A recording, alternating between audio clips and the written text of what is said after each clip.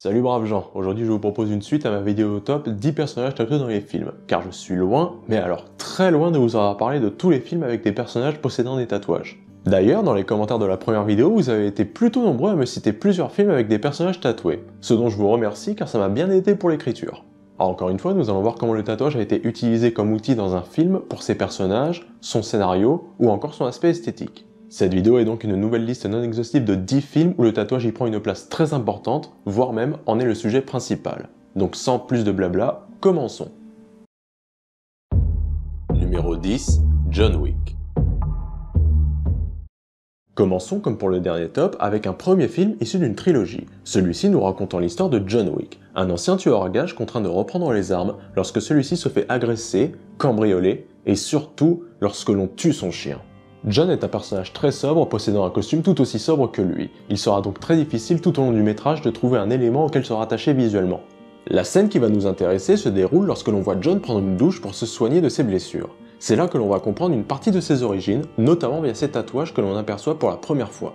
Et là, on va s'apercevoir que les tatouages que possède John font énormément penser aux tatouages que l'on peut retrouver dans les prisons russes, avec une iconographie très religieuse. En effet, John possède une croix noire sur le haut du bras gauche, ainsi que des mains en prière dans le milieu du dos. En plus de ces liens évidents avec la mafia russe qu'indiquent ses tatouages, on peut également penser que John est ou a été quelqu'un ayant une foi religieuse, ce qui corroborerait davantage cette image d'ange déchu qu'il traîne avec lui tout au long du film. Le tatouage de loup qu'il possède sur l'épaule, quant à lui, nous montre bien entendu le symbole d'une bête sauvage, agressive et solitaire, ce qui effectivement lui correspond plutôt bien. Sur l'autre épaule, il possède ici un visage en flammes qui peut symboliser la détresse et la douleur qu'il procure à ses ennemis, mais aussi sa propre douleur interne. Il possède également une phrase en latin en haut de son dos, Fortis fortuna adiuvat, qui signifie « la fortune sourit aux audacieux », ce qui correspond plutôt bien à notre personnage John, car malgré son caractère très calme, méthodique et sobre, on peut dire qu'il ne va pas manquer d'audace tout au long du film. Cependant, ce genre de tatouage peut également indiquer un passé militaire, car ce genre de phrase est typique des Marines. Du second bataillon de la 3e division des Marines américains pour être plus précis, car il possède une devise quasi similaire à celle que porte John Wick. On peut donc via ce tatouage déduire que John a été un militaire, ce qui explique entre autres toutes ses compétences en combat. Bref, vous l'aurez compris, dans ce film, le tatouage sert avant tout à donner un peu plus de relief au personnage de John Wick, en nous donnant quelques indices sur son passé fort sombre. Numéro 9, le tatoué. Parlons donc maintenant d'un film français assez connu possédant lui aussi un tatouage au sein de son intrigue. On y suit un marchand d'art du nom de Félicien incarné par Louis de Funès, qui fait la rencontre de Legrain, un ancien légionnaire incarné par Jean Gabin. Venu se faire portraiturer, il s'avère que Legrain possède un tatouage dans le dos réalisé par le célèbre peintre et sculpteur Amedeo Modigliani. Et durant tout le film, le personnage de Félicien va tenter d'acheter le tatouage à Legrain pour le revendre ensuite à bon prix à des Américains une fois celui-ci mort, en lui faisant tout un tas d'offres, ce qui, vous vous en doutez, amènera bon nombre de situations farfelues. On trouve ici une utilisation d'un réel mouvement initié depuis maintenant plus de 100 ans, la collecte et la vente de peaux tatouées, ou le tatouage post-mortem. Sans surprise, il s'agit ici d'évoquer les peaux de tatoués retirées et conservées après le décès de leur porteur dans des collections publiques ou privées. Pour un peu de contexte historique, entre le 19e et le 20e siècle, de nombreux scientifiques ont retiré des peaux tatouées du corps de leur porteur, car à l'époque, il y avait un réel intérêt scientifique autour du tatouage. Il en reste aujourd'hui des centaines réparties dans des universités, des musées ou des collections privées. Mais en parallèle, il y a aussi eu des trafics de ces peaux, qui pouvaient, comme les crânes tatoués des Maoris, se vendre à prix d'or auprès de loufoques collectionneurs. Pas simple à dire ça, loufoque collectionneur. Sauf que pour retirer la peau du tatoué, il fallait bien entendu que celui-ci soit décédé au préalable. Ce qui dans le film amènera d'ailleurs une situation cocasse où Legrain va croire que Félicien souhaite le tuer pour récupérer sa peau. Sauf que non, Félicien lui parle d'une méthode consistant simplement à retirer le tatouage dans le dos et à le remplacer par un bout de peau vierge.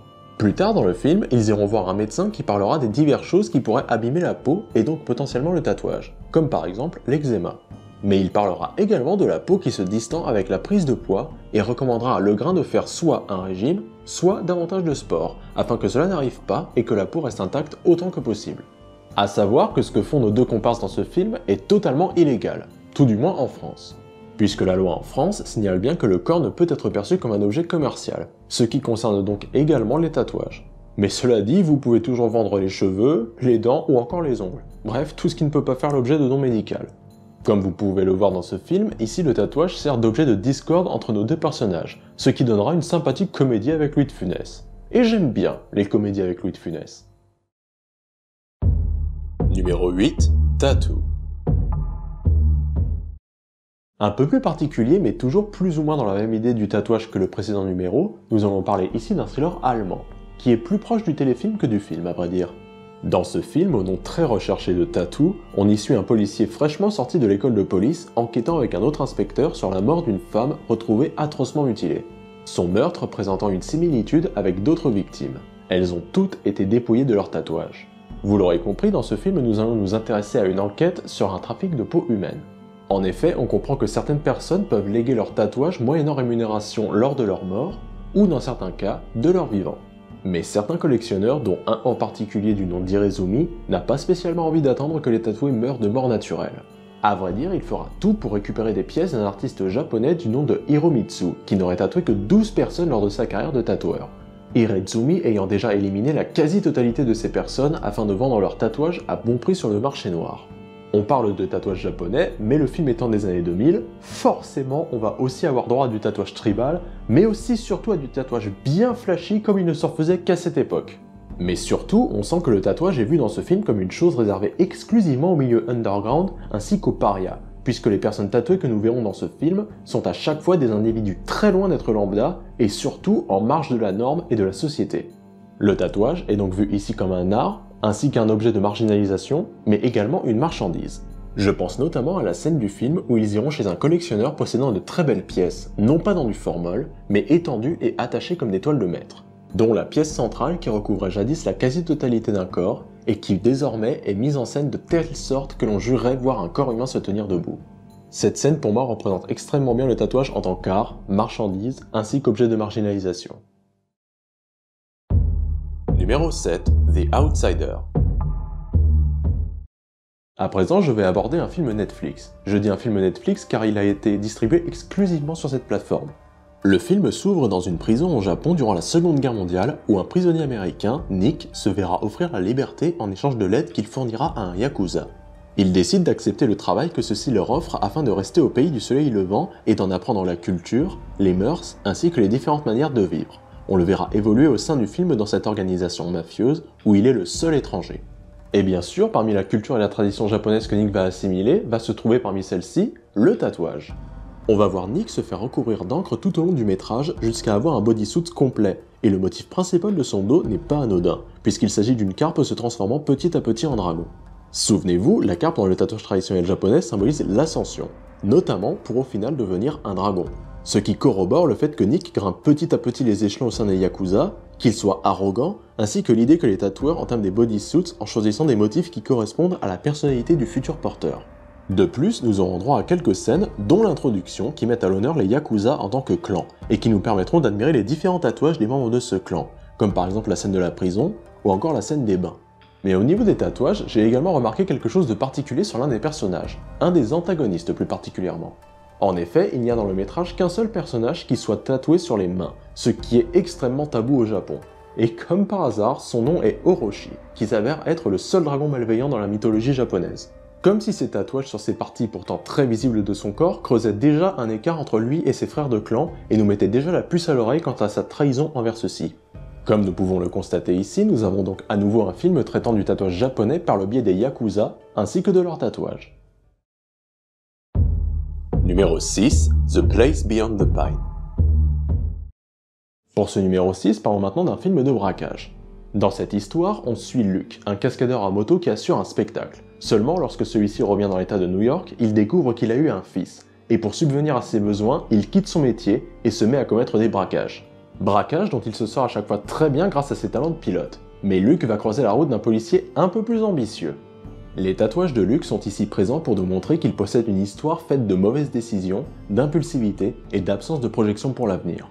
Cela est accentué par le fait qu'il possède des tatouages sur l'ensemble de son corps, y compris les mains et le visage, dont la plupart des motifs ont des significations plutôt agressives. En effet, le personnage de Luke peut sembler d'apparence calme, voire même un peu froid, mais il cache en réalité un tempérament violent et impulsif. Cela se traduit par les divers motifs qui le recouvrent, puisque l'on va retrouver des symboles tels que deux boxeurs se faisant face, un couteau sur l'avant-bras, des crânes, une grenade, et bien sûr la dague avec une goutte de sang sur son visage. Lors d'une scène où il rentre dans une église pour un baptême, il porte un simple t-shirt blanc laissant apparaître la plupart de ses tatouages, et va se trouver une place au fond de l'église. On ressent très clairement qu'il fait tache dans cet endroit, au milieu de tous ces gens bien habillés. On nous fait donc ressentir par cette scène et par ces tatouages que c'est un marginal n'ayant pas sa place pour les autres pour avoir une vie normale. Bref, les tatouages sont ici présents pour souligner la dangerosité de ce personnage. Sa scène d'introduction nous le montre d'ailleurs en faisant des tours de moto dans une cage, comme un animal dangereux qu'on exposerait à une foule. Et c'est exactement cela que ces tatouages soulignent, c'est un homme qui a adopté le comportement d'un fauve ainsi que son apparence. Petite anecdote avant de passer à la suite, comme pour le film Les Nerfs à vif de Martin Scorsese, le personnage de Ryan Gosling n'était pas censé être aussi tatoué à la base, cela lui est venu de lui-même lors de l'écriture de son personnage. Numéro 5, l'âme des guerriers. Pour ce numéro 5, je souhaitais vous parler d'un premier film d'un réalisateur néo-zélandais. Dans celui-ci, on y suit la famille de Jake et Beth Eke, habitant dans une banlieue pauvre d'Auckland en Nouvelle-Zélande. La perte de son travail a rendu Jake alcoolique et violent, ce qui effraie son entourage. Mais Beth, en tant que fière descendante des Maoris, s'oppose à ces violences. Mais l'unité de cette famille va bientôt voler en éclats dans une escalade de violence dont personne n'a idée. Comme je le disais, il s'agit ici d'un premier film réalisé par Lita Maori, et dans celui-ci, on sent qu'il a eu à cœur de vouloir représenter la communauté Maori. Mais aussi et surtout tous les vices qui sont venus gangréner cette communauté depuis la colonisation anglaise, à savoir l'alcool, la violence, ainsi que les drogues. Ici, le tatouage ne servira pas qu'à représenter certains individus, mais bel et bien toute une communauté. En effet, dans le film, la quasi-totalité des personnages principaux, secondaires et même tertiaires sont tatoués. La plupart ont d'ailleurs des tatouages et des allures de guerriers, forcément, les Maoris étant un peuple de guerriers. Et la principale question que pose le film, c'est quelle est la place d'un guerrier dans cette société moderne ? Il est d'ailleurs très intéressant de noter que parmi ces tatouages traditionnels, se côtoient également des tatouages occidentaux comme des aigles, des barbelés ou encore des tribales. Comme pour nous indiquer que ces guerriers d'un autre temps doivent malgré tout s'adapter à la société moderne. Cela dit, certains tatouages sortiront un peu du lot. On pense par exemple au fils aîné qui, au début du film, rentrera dans un gang de bikers maoris et se fera faire un tatouage traditionnel maori sur le visage. Ce tatouage, tout comme son entrée dans ce gang, sert à affirmer son identité plus proche des traditions et en rejet avec la société, mais également à s'affirmer devant son père. Il y a d'ailleurs un dialogue entre l'aîné et le petit frère au long du métrage, qui peut paraître anodin, mais qui nous en dit long sur la manière qu'ont ces deux générations de cultiver leurs traditions. Lors de l'échange, le petit frère lui fait la remarque sur son nouveau tatouage facial, ce à quoi le grand frère répond « Tu en voudrais un ?» Le petit frère rétorquera « Le mien, il est à l'intérieur », ce qui montre bien que les jeunes sont plus enracinés dans la culture occidentale et qu'il est difficile pour eux de choisir entre les traditions et la modernité. Le tatouage sert donc ici dans ce film à nous démontrer la lutte entre ces deux idéologies, mais également à nous représenter la communauté maori ainsi que son quotidien, qui possède d'ailleurs l'art du tatouage ancré dans ses traditions depuis bien longtemps. Numéro 4, Perfect Skin. Dans mon précédent top sur les films, j'avais parlé d'un film d'horreur américain. Pour ce top-ci, j'aimerais vous parler d'un film d'horreur britannique. Katia, une jeune polonaise sans le sou, tente de s'en sortir tant bien que mal dans la ville de Londres. Elle y croisera la route de Bob, un tatoueur fasciné par la pureté de sa peau, non marquée par les tatouages ou les piercings. Et comme nous sommes dans un film d'horreur, Bob enlèvera Katia pour se servir d'elle comme toile humaine en y tatouant tout ce qu'il souhaite. Pendant tout le début du film, Bob droguera Katia pour la tatouer de force. D'abord le torse, ensuite les jambes, les bras, et puis le dos. Mais quand viendra le moment des piercings, Katia lui demandera directement d'être consciente lorsqu'il lui fait, prétextant que si on ne ressent pas la douleur lors de ces séances, alors à quoi bon ? Ce qui est intéressant dans ce métrage, c'est que l'on va assister à un changement dans la relation entre le tatoueur et sa victime au fur et à mesure que celui-ci va la tatouer. Tout d'abord réticente, celle-ci va au fur et à mesure des tatouages se sentir connectée à Bob. Il va donc se créer ici un sacré syndrome de Stockholm. Puisque Katia n'ayant ni argent, ni amis et étant immigrante, il en profitera pour la manipuler et lui faire croire qu'elle n'a que lui via diverses manières tordues. Leur première conversation sera à propos des motifs qui lui tatouent, et la plupart des autres conversations seront à propos de ce sujet également. À savoir que ces motifs ont toujours un rapport plus ou moins proche avec la mort. Par exemple, il ancrera le portrait du père décédé de Katia sur son bras, et lui fera toutes sortes de modifications corporelles afin de faire d'elle sa toile parfaite. Via une pratique appelée la suspension, qui consiste comme son nom l'indique à se laisser suspendre par des crochets fixés au piercing, il souhaitera aussi lui faire l'expérience de la douleur, afin qu'elle puisse s'élever physiquement, mentalement et spirituellement. On peut voir dans ce film d'horreur que le tatouage ici n'est pas utilisé pour créer une identité à un personnage, mais bel et bien pour la lui ôter et lui remplacer par une nouvelle créée de toutes pièces. Cette identité qui prendra toujours le pas sur son ancienne, puisque désormais, quoi qu'elle fasse, elle sera toujours la création tatouée de Bob. Numéro 3, la vie d'un tatoué. Comme pour le précédent top sur les films, parlons donc maintenant à nouveau d'un film japonais, voulez-vous ? À la fin des années 1920, deux frères Yakuza tentent d'échapper à leur milieu criminel en se réfugiant dans une communauté ouvrière. Mais leur passé ne va pas tarder à se manifester sous la forme d'un policier avec des chaussures rouges. En tant qu'ancien Yakuza en fuite, l'aîné des deux frères ne peut pas se permettre de laisser ses tatouages apparents. C'est pourquoi durant quasiment toute la durée du film, il gardera un vêtement cachant ses tatouages. Par exemple, lors d'une scène, il refusera carrément d'aller au bain avec une femme pour ne pas dévoiler sa peau ancrée. Nous pourrons voir durant le début ainsi qu'à la fin du film que l'aîné possède un loup blanc tatoué sur les bras ainsi que sur le haut du dos. Ce tatouage dans le folklore japonais symbolise bien entendu le protecteur, mais aussi le gardien des secrets. En effet, le grand frère passera la totalité du métrage à protéger son jeune frère, ainsi qu'à garder le secret à propos de leur passé de Yakuza, et surtout du meurtre qu'ils ont commis tous les deux. Ce qui est particulier dans ce film, c'est que bien que le tatouage soit un élément central du récit, il n'apparaît finalement que très peu durant l'histoire. En effet, on n'en apercevra qu'en introduction, ainsi que durant le dernier segment du film, afin de maintenir le suspense le plus longtemps possible. On ne se rendra compte d'ailleurs de l'immense loup tatoué dans le dos du frère aîné uniquement à la fin du film, lorsqu'il aura accompli un acte d'une grande bravoure, mais surtout particulièrement meurtrier, comme si on nous indiquait qu'il allait finalement laisser sortir en lui une bête contenue depuis le début. Bien qu'apparaissant très peu à l'écran, vous l'aurez compris, ici le tatouage sert à renforcer la symbolique du guerrier qui caractérise l'un de nos personnages principaux. Numéro 2, Alabama Monroe. J'aimerais pour ce numéro 2 vous parler d'un film belge qui tient la musique, tout comme le tatouage, comme un élément central de son histoire. On y suit ici Didier et Elise, qui vivent une histoire d'amour passionnée et rythmée par la musique. Lui joue du banjo, tient un groupe de bluegrass et vénère l'Amérique. Elise, quant à elle, chante dans son groupe et tient un salon de tatouage. De leur union naîtra une fille, Mabel, mais le cancer dont elle sera victime va profondément les meurtrir et mettre à mal leur relation. Comme vous avez pu le constater, ici c'est le personnage tatoué d'Elise qui va nous intéresser.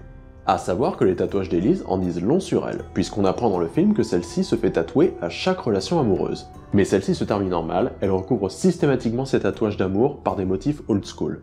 Sa peau est un peu comme un journal intime dont elle choisit d'en enlever certaines pages qui ne lui plaisent plus. Ce que Didier d'ailleurs finira par lui reprocher en lui disant que c'est une attitude lâche. De plus, les tatouages d'Elise présents sur la plupart des parties de son corps, y compris certaines zones visibles comme les mains ou encore le cou, servent également à appuyer le fait qu'Elise ne possède pas les mêmes idées que Didier. Mais aussi que là où celui-ci parle beaucoup, elle, en revanche, reste très pudique et justement préfère laisser ses tatouages parler pour elle. Ces tatouages servent également à montrer que c'est une personne plus simple et spontanée que Didier. Seulement comme vous vous en doutez, ces deux personnalités fortes vont finir par s'entrechoquer, ce qui va créer de fortes tensions entre eux au fur et à mesure que des malheurs vont leur tomber dessus. À tel point qu'Elise se fera recouvrir également le nom de Didier qu'elle s'était fait tatouer pour prouver son amour envers lui, comme pour toutes ses précédentes conquêtes. Mais le dernier plan de ce film nous fera comprendre via un tatouage ici aussi qu'en réalité, il n'en est peut-être pas forcément ainsi. Ici, le tatouage sert donc à créer le personnage d'Elise, mais également à créer une distance avec le personnage de Didier, ce qui donne un drame familial dont je recommande très fortement le visionnage. Numéro 1, L'étrange cas de Benjamin Button. Pour ce dernier film, nous allons nous attarder sur un personnage secondaire bien particulier. Ce sera assez rapide, mais j'avais envie de parler de lui et de son discours sur le tatouage. Dans ce film, nous suivons la vie de Benjamin Button, un enfant qui possède une caractéristique bien particulière. Il est né vieux et vit sa vie à l'envers, c'est-à-dire qu'au lieu de vieillir, il rajeunit. On y suivra ses rencontres, ses amours, ses découvertes, ses joies et ses drames. Bref, l'histoire d'un homme hors du commun. Au début du film, Benjamin croise un capitaine de navire du nom de Mike Clark. Celui-ci est en effet largement tatoué et proposera un travail à Benjamin sur son navire. C'est dans un bordel qu'il lui racontera l'histoire de ses tatouages. Il a avant tout commencé à se tatouer pour confronter son père et ne pas faire remorqueur comme lui toute sa vie, mais artiste. Et pas n'importe quel artiste, artiste tatoueur. En effet, tous les tatouages qu'il porte, il se les est fait lui-même. Comme ça, et je le cite, « Il faudra me dépecer vivant pour m'enlever mon art désormais ». Ce sera le premier personnage à dire à Benjamin de suivre ses envies et non pas ce que les autres attendent de lui. Quant à ses tatouages, eh bien, Mike étant le capitaine d'un navire, il a comme vous vous en doutez des tatouages marins. Une ancre, un trois-mâts, un compas, une femme dénudée, mais aussi un oiseau-mouche qui a une grande importance dans l'histoire de Benjamin, puisque cet oiseau unique fait un signe de l'infini avec ses ailes. Benjamin se rendra compte grâce à ce symbole qu'il est unique en son genre, mais aussi tout aussi fragile que ce petit oiseau. C'est également après un événement tragique que cet oiseau apparaîtra en pleine mer devant Benjamin, comme symbole de l'âme humaine qui s'en va.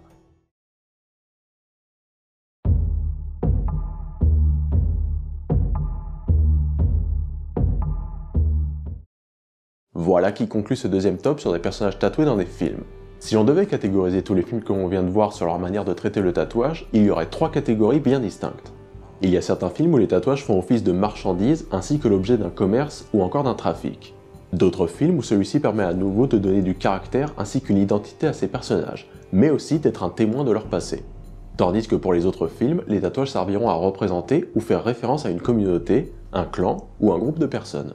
Et vous dites-moi, vous connaissez d'autres films où on voit des personnages tatoués? N'hésitez pas à me répondre, ça pourra faire l'objet d'une 3e vidéo. J'espère que la vidéo vous a plu, quant à moi je vous quitte et je vais bosser sur la prochaine vidéo. Allez, salut braves gens.